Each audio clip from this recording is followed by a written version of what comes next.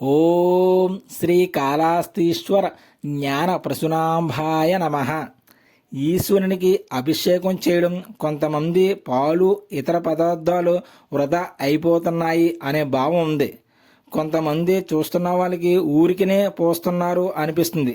ఈశ్వరుని మీద భక్తి భావాలు పూర్తి విశ్వాసం ఉన్న వాళ్ళకి ఈ భావం రాదు. దీనికి అందమైన సమాధానం చెప్పాలంటే ఒక చక్కటి వాక్యం శాస్త్రంలో ఉంది. వృక్షస్య మూల శేకేన సాగ పుష్యంతి వై అధః అనేటువంటి భావం ఉంది. అది ఎలా కనబడుతుందంటే, మనకి చెట్టులో రావాల్సిన ఫలం కొమ్మల్లోనే దొరుకుతుంది. పళ్ళు కానీ పువ్వులు కానీ ఆకులు కానీ కొమ్మల్లోనే ఉంటాయి. కానీ మనం నీళ్లు పొయ్యాలి అనుకున్నప్పుడు కనపడే కొమ్మల్లో నీళ్లు పొయ్యం, కనపడిన మూలంలో వేస్తాం.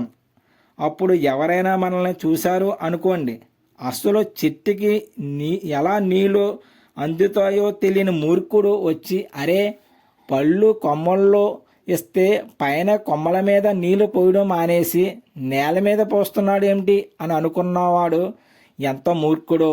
శివునికి అభిషేకం చేస్తే వృధా అవుతుంది అనుకునేవాడు కూడా అంతే మూర్ఖుడు. ఆరా హోం.